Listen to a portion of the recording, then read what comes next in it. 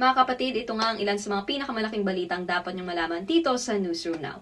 Ibinunyag ni Senate Blue Ribbon Committee Chair Senator Ping Lacson na nagsingit daw sa pondo na aabot sa higit 100 billion pesos ang halos lahat ng mga senador sa nagdaang 19th Congress. Aabot daw sa hanggang 9 billion pesos ang tigi-isang isiningit ng ilang mga senador sa 2025 General Appropriations Act.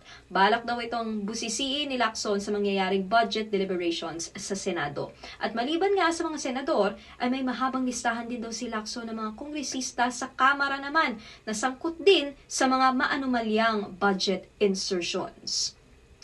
Samantala, dinipensahan ng kongresistang anak ni Senator Marcoleta ang kanyang ina sa mga paratang na may koneksyon umano siya sa mag-asawang Curly at Sara Diskaya. Kumalat ang balita na si Mrs. Edna Marcoleta, asawa ni Senator Rodante Marcoleta, ang nasa likod daw ng Stronghold Insurance na pagmamay-ari ng mga Diskaya na project insurer ng mga Diskaya sa mga ghost flood control projects. Agad naman nilinaw ng kanyang anak na si Representative Paulo Marcoleta na hindi daw co-owner ang kanyang ina. Hindi rin daw regular or inside director ng kumpanya, kundi independent director. Wala raw siyang hawak na malaking shares, wala rin daw siyang control sa sales o marketing, at wala rin daw siyang matinding koneksyon sa negosyo ng Stronghold. Susubukan din po namin kunin ang reaksyon mismo ni Congressman Marcoleta patungkol nga dito.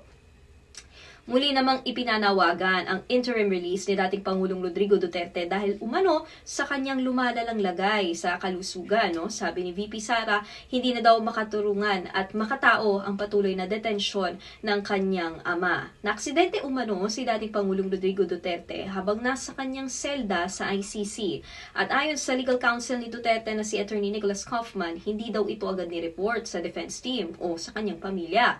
Binigyan linaw naman ngayon ng ICC na hindi pa sila naglalabas ng ruling sa interim release ni dating Pangulong Rodrigo Duterte at tiniyak na kanilang natututukan ng pisikal at psychological na kalagayan ng lahat nga ng kanilang mga detainees.